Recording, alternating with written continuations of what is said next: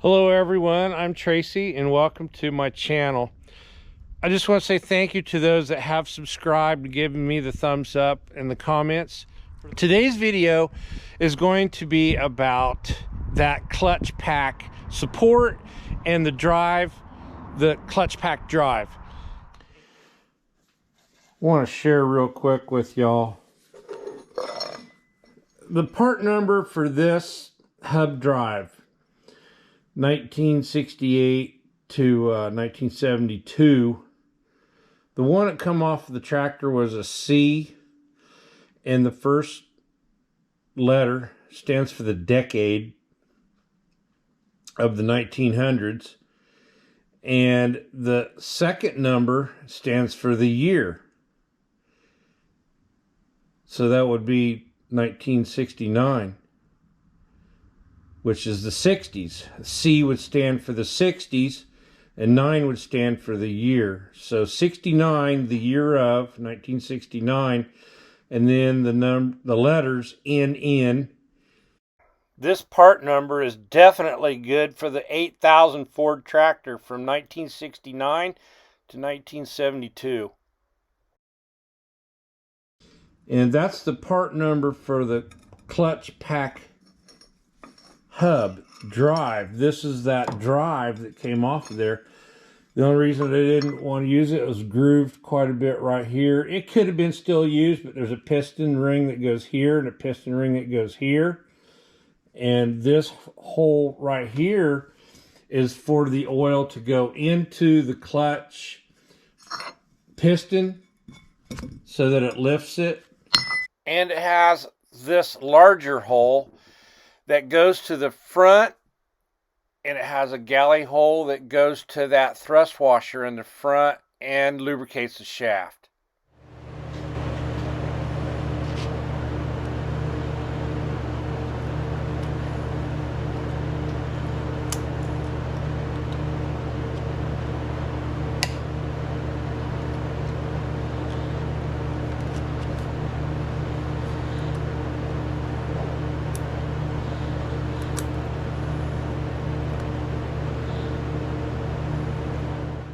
Center of this picture is the valve body. It bolts to the back of the support that controls the PTO clutch pack hub, and I need to tear it down and replace parts on it. Alright, this fitting here is where the hydraulic line from the pump comes to this valve, and you can barely see it, maybe. It's bent just a little bit. There is a hairline crack in the threads right there. So there's little things like this. That's probably why the hydraulic system failed on this piece that I picked up at a salvage yard. This fitting is no good. So I do have some other valves that have fittings, like there's one right there. Look, I pick out the best valve and clean this all up. I gotta put new O-rings. I got a kit for this and this piston, and clean up the cylinder inside here and where the plunger goes. This is actually the valve. What I'm trying to do is tap that piston down in there. There's a shoulder or a stem that is in the center of that socket, but I'm gently trying to get that to start going down. There's a new O-ring on that piston.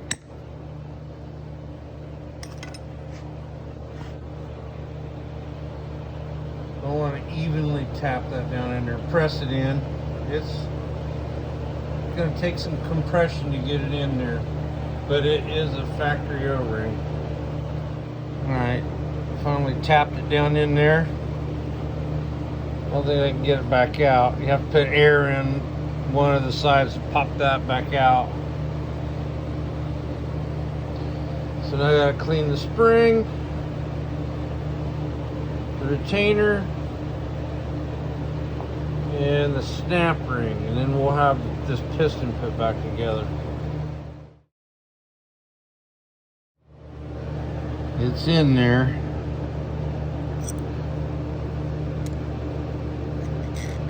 That's pushed down in there.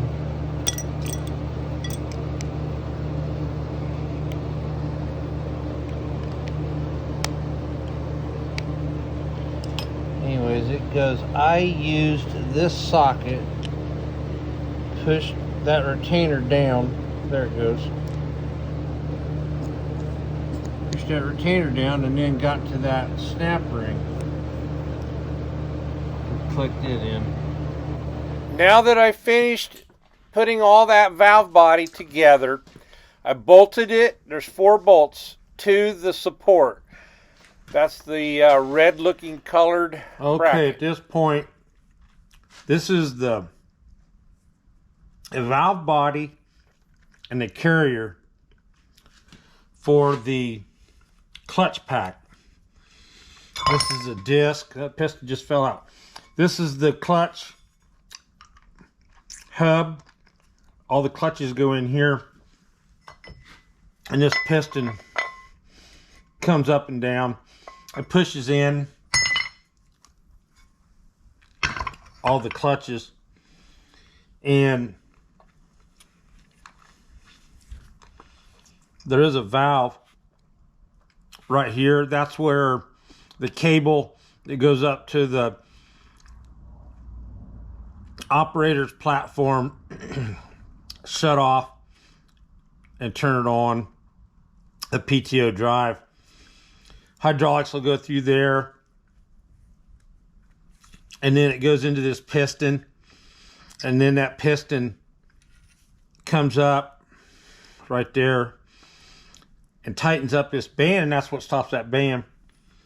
So I'm going to check it out, make sure it's working. It's got a fitting right here where the hydraulics go into it. It's constantly going in from the pump, and on the back side of that, there's a spring, and then there's a little valve body that moves back and forth. That, where I am pointing right now, there's a spring in there, and there's a little bitty slug piston. And that is the regulator for that valve body that controls the flow going through the support to the clutch pack hub. So we'll try some air to this. Now this will be pulled out, and that will be the same way as it would be if it was in the off position. There it is.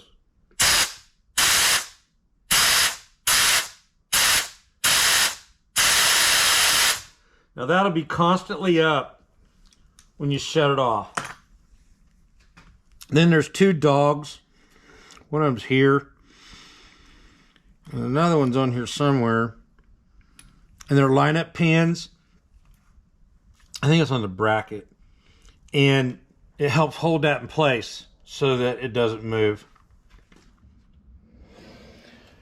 Okay, if you can see, I went to the other side. I went to over here in this corner, and I had this over here, and then I lifted it this way, and then it passed the shaft in there that's going to slide up inside where the bushing's at. It's smooth in there where the bushing goes.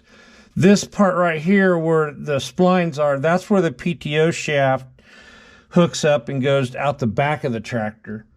So now we're going to keep turning that around and get one of them lineup pins ready to go so it sits in there.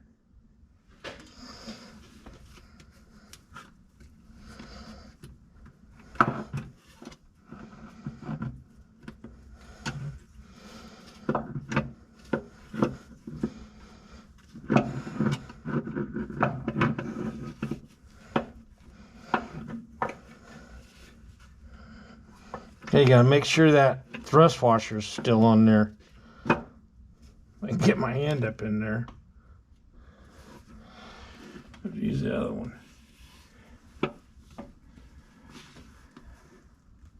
I still feel it. It's still, there's 3 little tabs that's in there, and I used petroleum jelly to hold it in place so it don't fall out.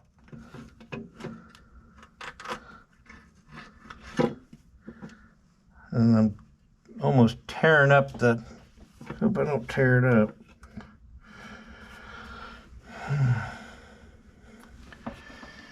Okay, the other problem is, see, that switch. We may have to release that switch now that I got it out of the way.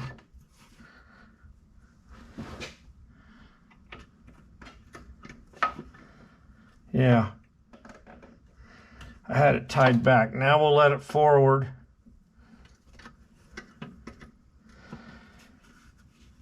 Or let it angle back. You can see, instead of angling forward, now it's angling back. Spin that so that it passes it again. Get lined up on that shaft. And I hope that thing's still on there. I'm so scared that I lost that thrust washer. I'll check it one more time. It's there. It's got a hex to it. You can feel it.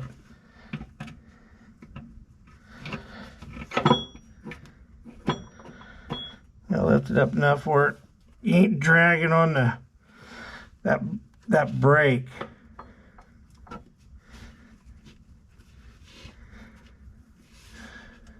It's so close.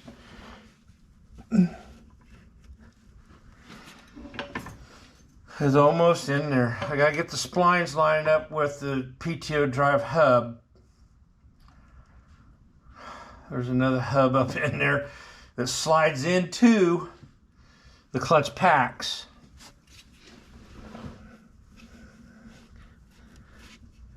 I think it's in. I see a shaft. I'm touching it. It's in. The book says you can't do it this way, and I did. It's in. All I gotta do now is put the line-up pins. There's a line-up pin that goes through the side of the transmission, and it holds that up. It'll hold this up in position. Anyways, I'm gonna go find a wrench. I'm gonna tighten that up and get that so it stays put.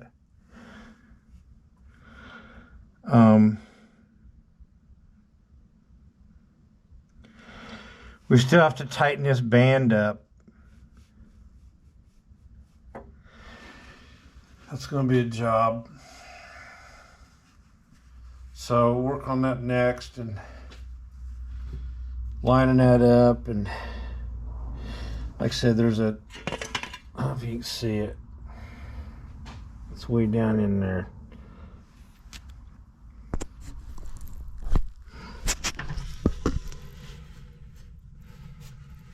There you go, I see it. Anyway, there's a screw that you tighten it up, and then there's a jam nut. To get this housing, this carrier over this housing, I had to do it on the bench. I just could not do it here in place.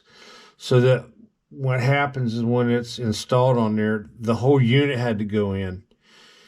And you got to be really careful when it went in. You know, the clearance right here is like 0 for the band and this bearing housing. So when I left it loose, it allowed it to slip into place. I could leave it off of it just a little bit. And then when it started taking place and it slipped in, this band was hanging out on the edge right here, and you could just slip it up underneath there, and that's what I did. So now I'm trying to get the tension on the band proper according to specs. And my tool is a 3/8 drive, inch-pound torque bar. And I probably need a 1/4-inch drive. I do. I need a 1/4-inch drive because I got a spacer in there, and that's the room I need.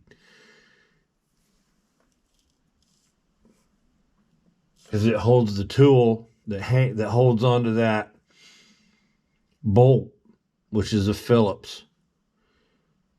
So somehow I got to try here and try to make a happy medium what I like and torque it to the point. So I'm on the bench right now finding out what 10 to 11 inch-pounds feels like.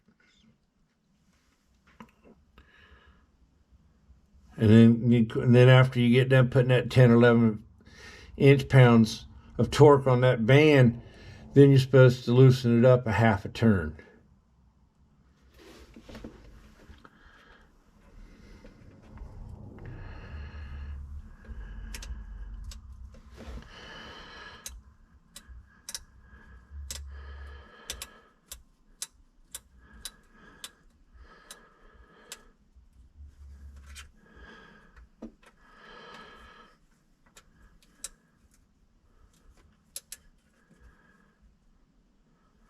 Wow.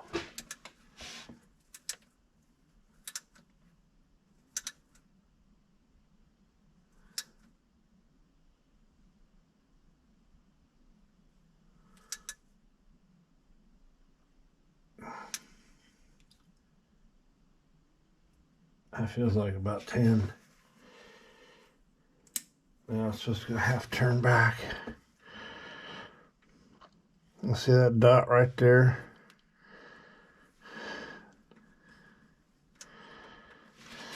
So we can get where we can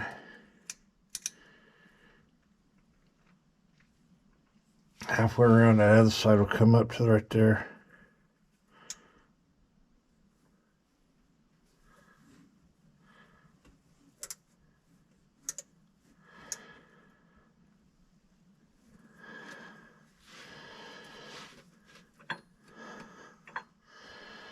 Well, I feel like enough. Now I have to tighten up a jam nut. That set screw that I was working on, there's a second nut that you tighten it up and it stops it from backing away. So there's a nut right here. And it needs to be set. It's hard to adjust that because it spins with it. I'll have to lift this up and get it so that it's held in place and it stays in place with my wiring. But anyways, I gotta get this tool down here to back it up. Hang on to it while I tighten that jam nut. I finished tightening up that jam nut. Now I'm going to pick that up and put up the lineup dogs that hold that support up against the rear axle. They're 2 lineup pins. That's the lineup pin. There's a hole in the side of that valve, and it lines that right into that valve. This pin does. There's an O-ring rubber washer also that goes on the bolt up against the housing.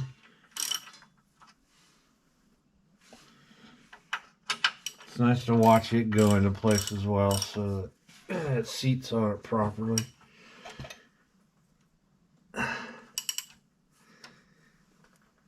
And torque out enough to where I don't fall out. It was on there pretty tight. I might torque it again later. I'm sure there's a spec somewhere, but there may not be. But there's a rubber O-ring and there's a square. And it's grooved just right in the housing.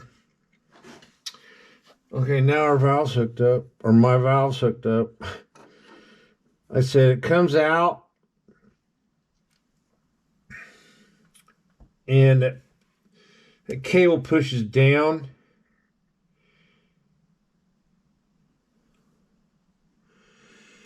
And that is in the off position on the panel up there. So what it is, you're pulling back, and what it is pushing the cable down. Then when you push the cable forward, it goes in like that and holds that valve in so that it can't come out. And then that's what allows the hydraulics to go through here and make this clutch pack housing spin. And then the PTO shaft goes right in through these here splines and comes right out the back of the tractor.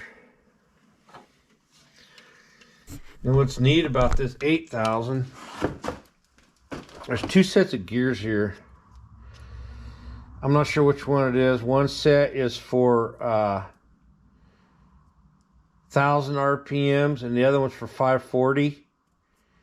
And what you do is you take this out and it will fit one of the two perfectly so that you can change from 1000 to 540. And I think the 9000 only has 1000 RPM. So the 8000 tractor was a universal tractor to use for several things, mowing hay and other items that required or implements that required a 1000 RPM. It was a universal size tractor.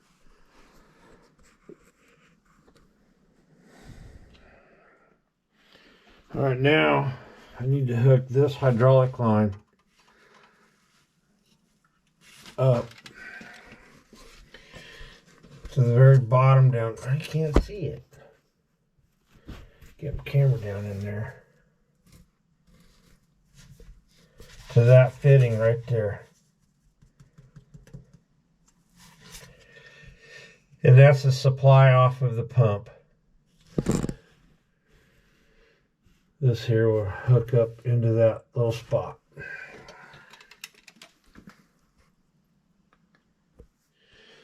Okay, that wrench you see right there, it's holding that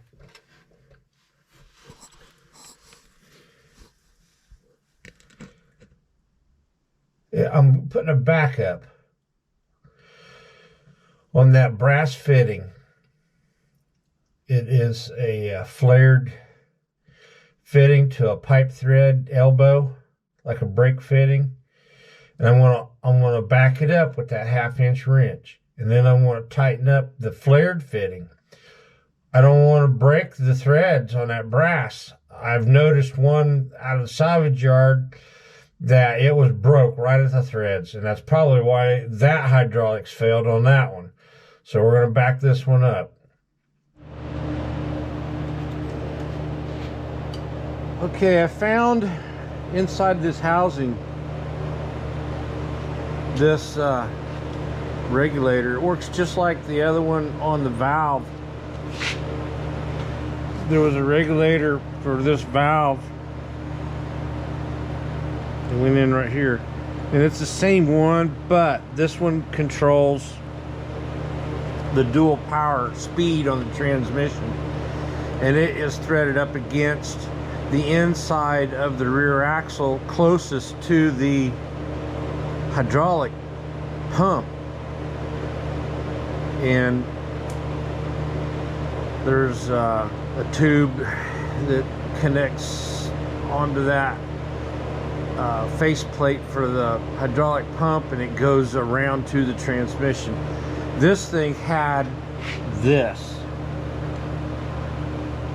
stuck in it. It was open. Now it was working, but it was stuck. And I've worked it back and forth and cleaned it with parts cleaner, and then put hydraulic fluid back in there and kept working it, and it's working good now. So what I'm going to do now is parts clean this and dry that off. After cleaning all that, I'll get some of that Key-Tight thread sealant, pipe thread sealant, down into them threads, and then I'll use some Teflon tape. And I will not get any of that inside of the housing, just on the threads. And then I'll thread this back in there, get it so it's facing the tubing. It goes way up down into that corner, if you can see it.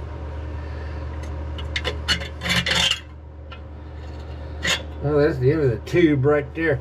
It's this tube right here. And it goes right into the side of the, goes up in there into the side of this at the top. And there it is, back installed. I did put a little Teflon around it, but I put the green on first, and then I put the Teflon for oil and water. Or no, excuse me, for oil and gas liquids. So now I am ready to clean the bottom of this out. I can see down in there, still some in there, way down in there. I gotta clean it out, flush it just a little bit with diesel fuel. The PTO clutch drive pack is all finished and installed. These are short clips of the next video installing the PTO shaft and the hydraulic housing that goes on top, and startup. Be able to see the tractor running and the PTO shaft spinning at the same time. Until the next video, we'll see you then.